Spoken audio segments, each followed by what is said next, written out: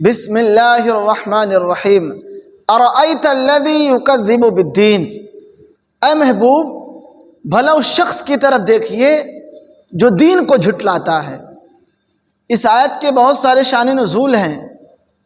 اس کا ایک شان نزول یہ ہے کہ آیت ابو جہل کے بارے میں نازل ہوئی کہ اس نے ایک یتیم کی پرورش کی ذمہ داری لے رکھی تھی۔ جب وہ یتیم ایک دن ننگے پاؤں اس کے پاس اپنا مال طلب کرنے کے لیے گیا کہ مجھ کو اپنے مال میں سے کچھ تھوڑا سا دے دو، تو اس بدبخت نے اس کو دھکے مار کر نکال دیا۔ جب قریش نے یہ دیکھا تو اس لڑکے کو بلایا، کہا جاؤ تم محمد صلی اللہ علیہ وسلم کے پاس چلے جاؤ، وہ تمہاری ضرور سفارش کر دیں گے، تمہاری ضرور مدد کر دیں گے۔ اس سے ان کا مقصد اس لڑکے کی مدد کرنا نہ تھا بلکہ مذاق اڑانا تھا۔ جیسے کبھی کبھی انسان ایک دوسرے کا مذاق نہیں اڑاتا، جاؤ ان کے پاس چلے جاؤ، وہ تمہاری مدد کر دیں گے، وہ تو بہت داتا ہیں۔ ویسے ان لوگوں نے مذاق اڑایا حضور علیہ السلام کا۔ یہ بچہ چلا گیا، اس کو کیا معلوم، اس کو کیا معلوم کہ یہ ایسا در ہے کہ اس در سے کوئی بھی خالی ہی نہیں جاتا۔ وہ آیا حضور علیہ السلام کے پاس، اپنی ساری پریشانی بتا دیا۔ حضور علیہ السلام نے اس کے ہاتھ کو پکڑا، ابو جہل کے پاس لے کے گئے۔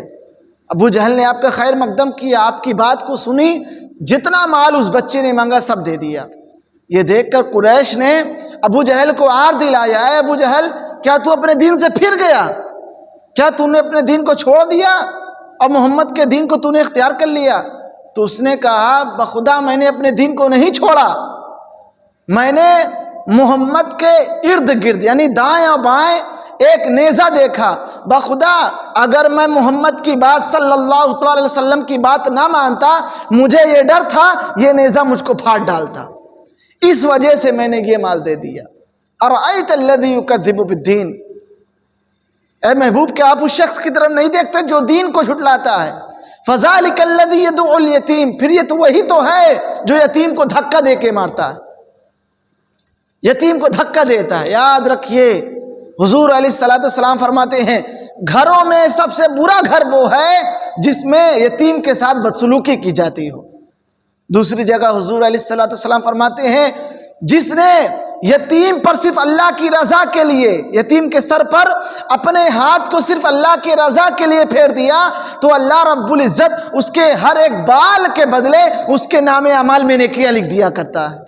ہر بال کے بدلے، جتنے بال پر اس کا ہاتھ جائے گا، اور ہر بال کے بدلے اس کے گناہ بھی مٹا دیے جاتے ہیں۔ یتیم کے ساتھ شفقت کرو۔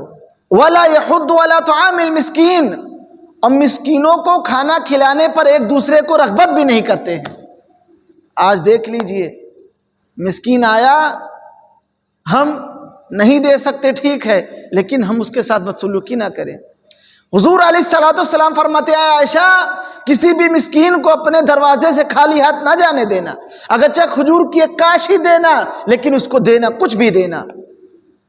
حضور علیہ السلام فرماتے ہیں عائشہ ان سے محبت کرنا، اللہ رب العزت تم سے محبت کرے گا، ان کو تم اپنے قریب کرنا، اللہ رب العزت کل قیامت کے دن تم کو قریب کرے گا۔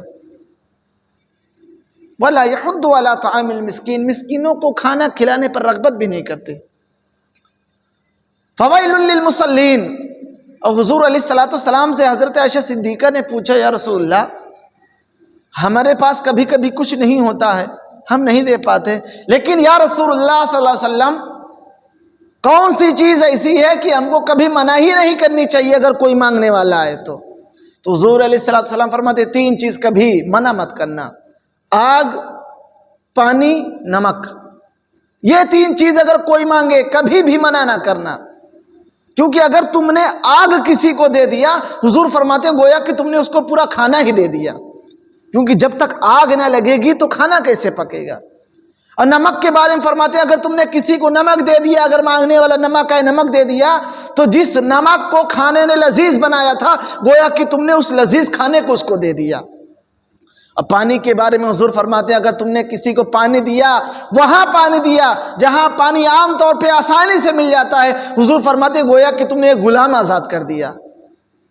اور فرماتے ہیں اگر تم نے کسی کو پانی وہاں دیا جہاں پانی آسانی سے ملتا نہیں، بڑی مشکل کے ساتھ ملتا ہے، تم نے اگر کسی کو وہاں پانی دے دیا، وہاں اس کی پیاس بجھا دی، اللہ اکبر، حضور فرماتے ہیں گویا کہ تم نے اس کو زندگی ہی عطا فرما دی ہے، تم نے اس کو زندگی ہی دے دی۔ تو یہ تین چیز کبھی بھی منع نہ کرنا، آگ، پانی، نمک۔ آگے اللہ فرماتا ہے فویل للمصلین، تو خرابی ہو ان نمازی کے لیے، ان نمازیوں کے لیے خرابی ہے، الذین هم عن صلاتهم ساہون، جو اپنے نمازوں سے بھولے ہوئے ہیں، یعنی جو اپنے نمازوں میں غفلت کرتے ہیں، نمازوں کو غفلت کے ساتھ پڑھتے ہیں۔ یہ آیت تو بظاہراً منافقوں کے بارے میں نازل ہوئی، کیونکہ وہ غفلت کے ساتھ نماز پڑھتے تھے، بڑی سستی کے ساتھ، لیکن اس کا حکم عام ہے۔ آج ہم مسلمان نماز تو پڑھتے ہیں لیکن غفلت کے ساتھ، کشتی کے ساتھ، سستی کے ساتھ۔